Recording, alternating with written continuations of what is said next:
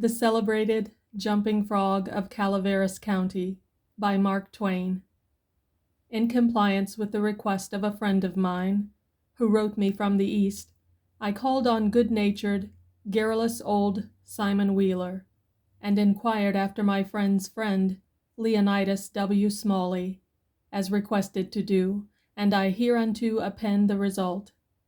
I have a lurking suspicion that Leonidas W. Smiley is a myth, and that my friend never knew such a personage, and that he only conjectured that if I asked old Wheeler about him, it would remind him of his infamous Jim Smiley, and he would go to work and bore me to death with some exasperating reminiscence of him, as long and as tedious as it should be useless to me. If that was the design, it succeeded. I found Simon Wheeler dozing comfortably by the barroom stove of the dilapidated tavern in the decayed mining camp of Angels, and I noticed that he was fat and bald-headed, and had an expression of winning gentleness and simplicity upon his tranquil countenance. He roused up and gave me a good day. I told him a friend had commissioned me to make some inquiries about a cherished companion of his boyhood, named Leonidas W. Smiley, Reverend Leonidas W. Smiley, a young minister of the gospel, who he had heard was at one time a resident of Angel's Camp. I added that if Mr. Wheeler could tell me anything about this Reverend Leonidas W. Smiley, I would feel under many obligations to him. Simon Wheeler backed me into a corner and blockaded me there with his chair, and then sat down and reeled off the monotonous narrative which follows this paragraph. He never smiled, he never frowned, he never changed his voice from the gentle flowing key to which he tuned his initial sentence. He never betrayed the slightest suspicion of enthusiasm, but all through the interminable narrative there ran a vein of impressive earnestness and sincerity, which showed me plainly that, so far from his imagining that there was anything ridiculous or funny about his story, he regarded it as a really important matter, and admired its two heroes as men of transcendent genius and finesse. I let him go on in his own way, and never interrupted him once. Reverend Leonidas W. Reverend Lee. Well, there was a fellow here once by the name of Jim Smiley. In the winter of '49, or maybe it was the spring of '50. I don't recollect exactly, somehow, though what makes me think it was one or the other is because I remember the big flume warn't finished when he first came to the camp. But anyway, he was the curiousest man about always betting on anything that turned up you ever see, if he could get anybody to bet on the other side, and if he couldn't, he'd change sides. Any way that suited the other man would suit him. Anyway, just so's he got a bet, he was satisfied. But still, he was lucky, uncommon lucky. He most always come out winner. He was always ready and layin' for a chance. There couldn't be no solitary thing mentioned but that feller'd offer to bet on it, and take any side you please, as I was just telling you. If there was a horse race, you'd find him flush, or you'd find him busted at the end of it. If there was a dog fight, he'd bet on it. If there was a cat fight, he'd bet on it. If there was a chicken fight, he'd bet on it. Why, if there was two birds sitting on a fence, he would bet you which one would fly first. Or if there was a camp meeting, he would be there regular to bet on Parson Walker, which he judged to be the best exhorter about here, and he was, too, and a good man. If he even see a straddle-bug start to go anywheres, he would bet you how long it would take him to get to wherever he was going to, and if you took him up, he would foller that straddle-bug to Mexico, but what he would find out where he was bound for, and how long he was on the road. Lots of the boys here has seen that Smiley, and can tell you about him. Why, it never made no difference to him. He'd bet on anything, the dangdest feller. Parson Walker's wife laid very sick once, for a good while, and it seemed as if they warn't going to save her. But one morning he come in, and Smiley up and asked him how she was, and he said she was considerable better, thank the Lord for his infinite mercy, and coming on so smart with the blessing of Providence, she'd get well yet. And Smiley, before he thought, says, "Well, I'll risk 2.5 she don't anyway." This year Smiley had a mare. The boys called her the 15-minute nag, but that was only in fun, you know, because of course she was faster than that. And he used to win money on that horse, for all she was so slow and always had the asthma or the distemper or the consumption or something of that kind.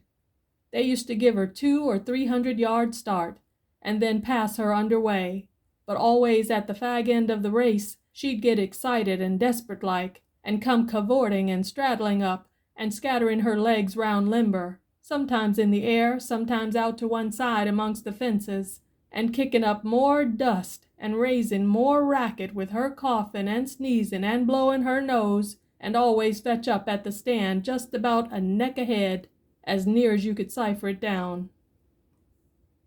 And he had a little small bull pup, that to look at him you'd think he warn't worth a cent, but to set around and look ornery and lay for a chance to steal something. But as soon as money was up on him, he was a different dog. His under jaw'd begin to stick out like the forecastle of a steamboat, and his teeth would uncover and shine like the furnaces. And a dog might tackle him and bullyrag him and bite him and throw him over his shoulder 2 or 3 times, and Andrew Jackson, which was the name of the pup, Andrew Jackson would never let on but what he was satisfied, and hadn't expected nothing else, and the bets being doubled and doubled on the other side all the time, till the money was all up, and then all of a sudden he would grab that other dog just by the joint of his hind leg and freeze to it.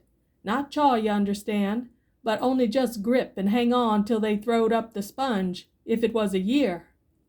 Smiley always come out winner on that pup, till he harnessed a dog that didn't have no hind legs, because they'd been sawed off in a circular saw, and when the thing had gone along far enough, and the money was all up, and he come to make a snatch for his pet Holt, he see in a minute how he had been imposed on, and how the other dog had him in the door, so to speak, and he 'peared surprised, and then he looked sort of discouraged like, and didn't try no more to win the fight, and so he got shucked out bad.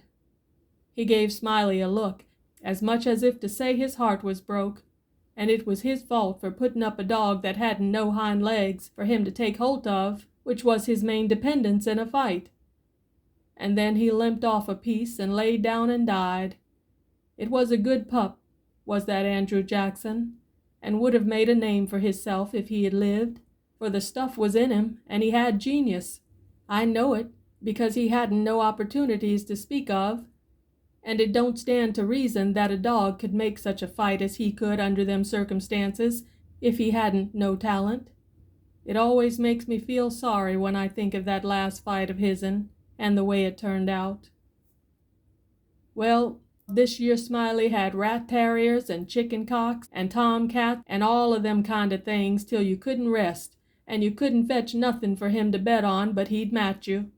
He catched a frog one day and took him home and said he cal'lated to educate him, and so he never done nothing for 3 months but to set in his backyard and learn that frog to jump. And you betcha he did learn him too. He'd give him a little punch behind, and the next minute you'd see that frog whirling in the air like a doughnut. See him turn one somerset, or maybe a couple if he got a good start, and come down flat-footed all right like a cat. He got him up so in the matter of catching flies, and kept him in practice so constant, that he'd nail a fly every time as fur as he could see him. Smiley said all a frog wanted was education, and he could do most anything, and I believe him.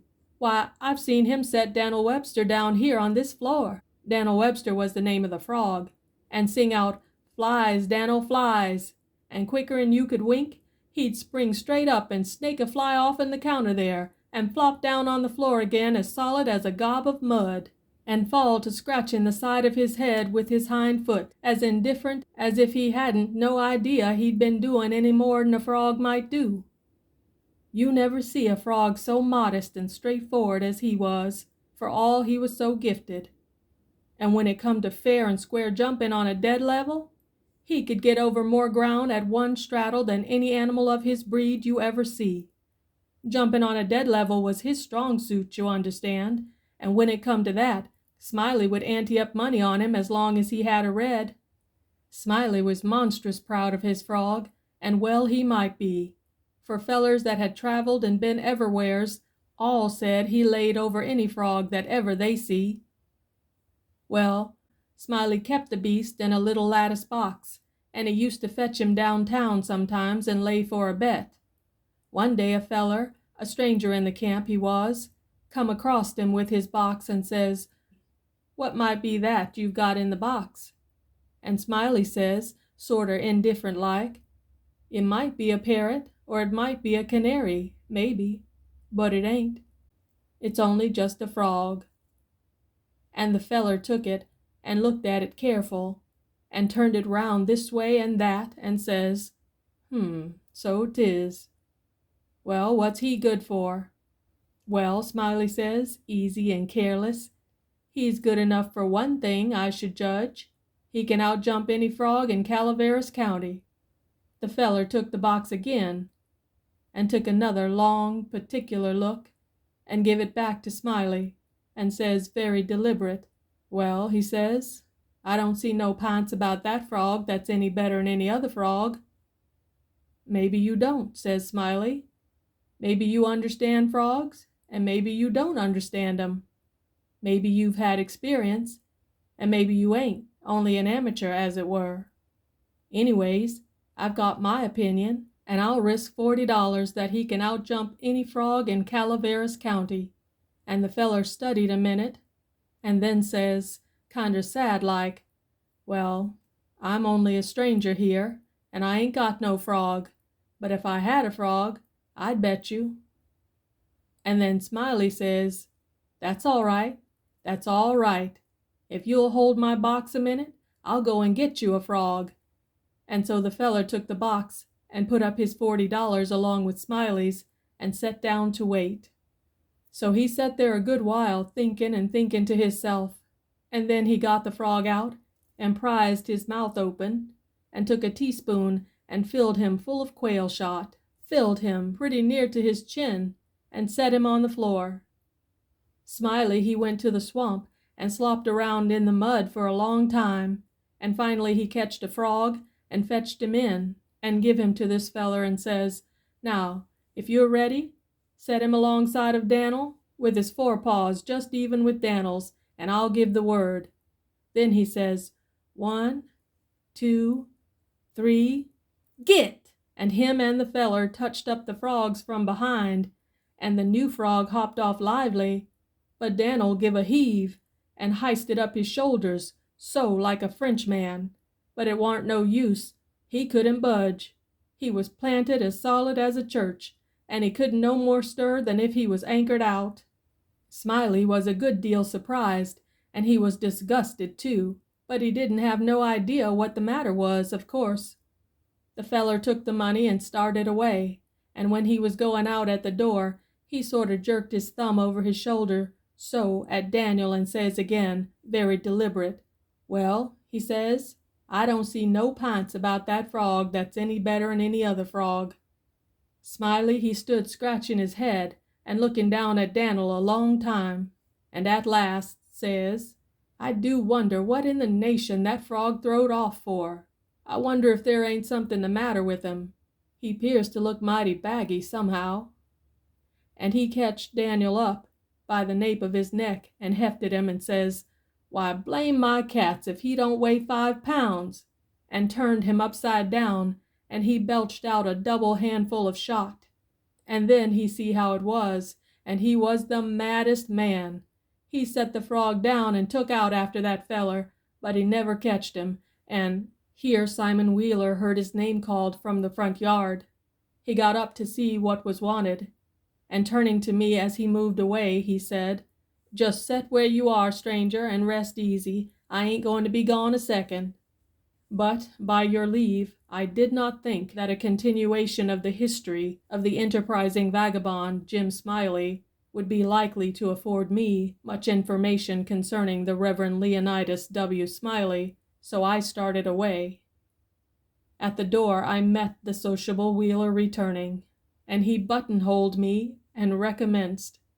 "Well, dish yer Smiley had a yaller, one-eyed cow dat didn't have no tail, only just a short stump like a bananner. However, lacking both time and inclination, I did not wait to hear about the afflicted cow, but took my leave." End of The Celebrated Jumping Frog of Calaveras County by Mark Twain.